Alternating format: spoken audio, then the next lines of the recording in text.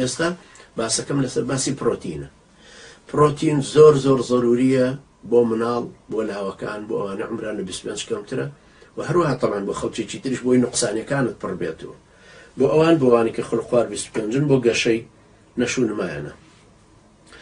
زۆر خواردنی پرۆتین دێ مەسەرەوەی لە چی هەیە؟ زۆر خواردنی پرۆتین لە بەرچایی بەیانیانە ضروریە، باشە تا نیوەڕۆ هەمووی هەزمەکەی، هێلکەیە، شیرە، پەنیرە، ئەم جۆرە شتانێکە ئەی خۆی یان گۆشتە، ئەوانە سەرفە بنتانی وەڕۆ چونکە لەشەتوانێ ئەوان بکە سەرفیان بکات. ئەو کەسانی کە ڕووەکین، هەندێک کەس هەیە نەباتین گۆشت ناخۆن، ئەوە بێ زۆرتر بگەڕن لەسەر چاوە. جا هەندێک کەس هەیە بە یەکجاری ڕووەکیە، یعنی هێلکەش ناخۆ، ماسیش ناخۆ، یعنی لەم لاوە پێویستی بە ئۆمێگا 3 هەیە، لە لایەکی ترش پێویستی بە پرۆتین هەیە کە لە هێلکەیە هەیە، لە 126 هێلکە پرۆتین هەیە، لە 128 حتا 28.7.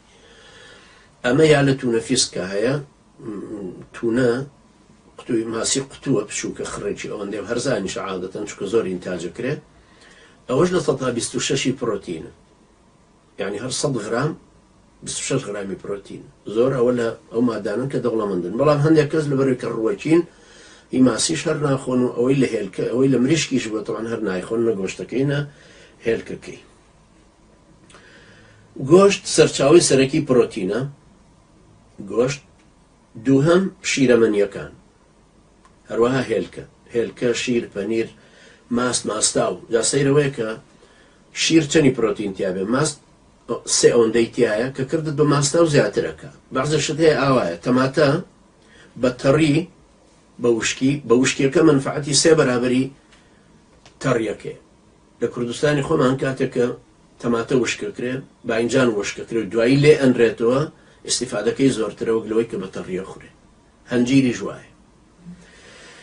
بە هەر حاڵ ئەوەی کە گۆشت وتم سەرچاوی سەرەکی پرۆتینە، ئەنجا هێلکە، دوای ئەو شیر و پەنیر و سۆیاش نەباتێکی ترە بە ئافرەتان زۆر ضروریە، چونکە ئەوش نایە لە تووشی سەرەتان ببن بە ئیزنی خوا، بە تایبەتی سەرەتانی مەمک.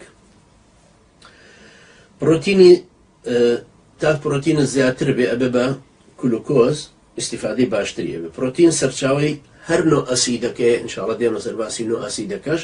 نۆ ئەسید هەیە کە پێویستە ئەسیدی ئەمینین، یارمەتیدەری جەستە دەبن لە پاڵکردنەوەی لە زەهرەکان، لە گەشە و نەشونما، لە تەوازن دروستکردن. ئەلەوانەیە پرۆتین سەرچاوی سەرەکیشە بۆ ئەوان کە بۆ پارسەنگی تەندروستی پێویستن. یەکەمین سەرچاوی پرۆتین وتم گۆشتە، ماسیە، هێلکەیە، پەنیرە، شیرە، سۆیایە. ئەوانە یەکەمین سەرچاوی سەرەکین کە ئەبێ هەموو ڕۆژێک تۆ حساب بکەیت چەند بڕی چەند دەتوانی بخۆی وە لە چیشۆ ئەیێنی لە مەزدەرەکان. سەرچاوی دووهەم دانەوێڵە و چەرەزاتەکانن، مەسەڵەن گەنم خۆی تایەتی تەبعەن، ئەنجا جۆز و بادەم و عەلی بابا و یعنی فول سوودانی و جۆرەکانی تری کە لەو نەوعن، ئەنجا چوالە، چەقالە، بادەم، ئەوانە تەبعەن هەمووی لەو بابەتن. ئەنجا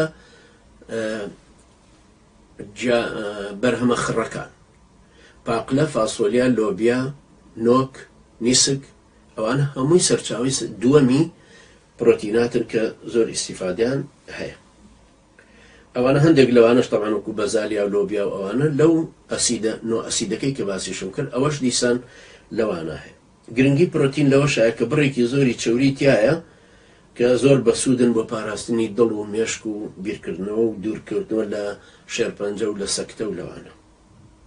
هەروە نەخۆشەکانی جومگە، ئەنجا تەسیری هەیە بۆ خەمۆکی، ئەوانش تەسیری باشانە. سێمین سەرچاوی پرۆتین جۆرەکانی ماسین، وەکو سالمۆن، ڕەنکە و تونەی فرێش، یعنی کە تازە دەرهێنرابێ، ئەوانەش هەمووی تەسیری باشی هەیە.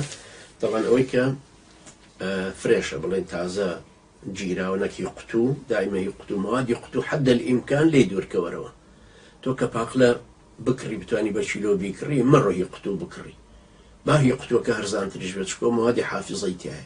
دایمە هەوڵ بدە خۆت دروستیکەی، کێکێک لە بازاڕ مێنە، خۆت کێکەکە دروستکە، چکە دایمە تەوازونەکانی نسبەتەکان تو خۆت زیاتر دەتوانی تەحکومی تیا بکەی.